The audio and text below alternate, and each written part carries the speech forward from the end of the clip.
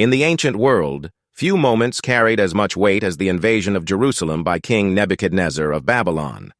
The year was 605 BCE, and the kingdom of Judah found itself caught in the shadow of Babylon's growing power.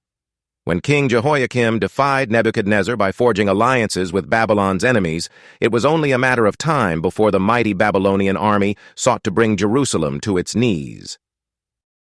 The siege was swift and devastating. Nebuchadnezzar's forces overwhelmed Judah's defenses, and the Babylonian king entered Jerusalem as a conqueror. Among his spoils was not only the wealth of the kingdom, but the sacred artifacts of the temple, items dedicated to the worship of Yahweh. These treasures were carried away to Babylon and placed in the pagan temples of Nebuchadnezzar's gods, a stark and painful reminder of Judah's loss. But Nebuchadnezzar's ambitions stretched far beyond plunder. He sought to secure his kingdom's future by assimilating the best minds and talents of the nations he conquered. Among his many orders was one directed at the young nobility of Judah. He commanded that Judah's brightest and most promising youths be taken to Babylon and placed in a rigorous training program.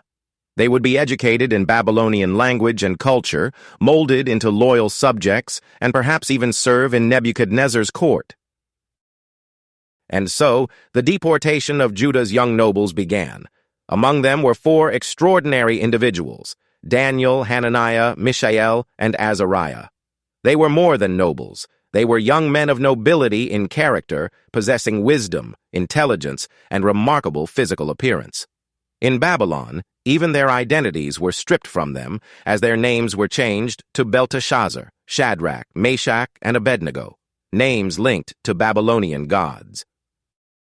For 3 years, these young men underwent intensive training, learning the ways of Babylon in preparation for service to the king. But it wasn't just an education in Babylonian customs. It was an effort to reshape their identities, to shift their allegiance from their god and homeland to the empire that had captured them. Yet Daniel stood apart. Though he was captive in a foreign land, his faith in Yahweh remained unwavering. The first test of his resolve came in the form of food from the king's table, a rich and enticing diet that violated dietary laws given by God. Daniel refused. It wasn't defiance for the sake of rebellion. It was an act of obedience to the God he served. Along with his companions, Daniel chose a simple diet of vegetables and water, trusting in Yahweh to provide for them. The result was nothing short of miraculous. Not only did Daniel and his friends remain healthy, but they thrived. Their wisdom, understanding, and discernment were unmatched among all the trainees.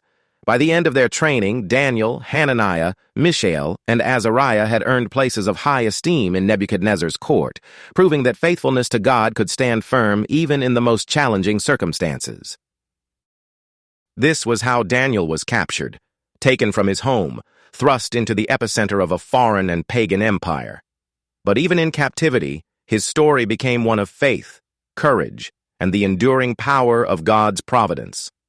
The seeds of his future greatness were already taking root, preparing him for the extraordinary challenges yet to come.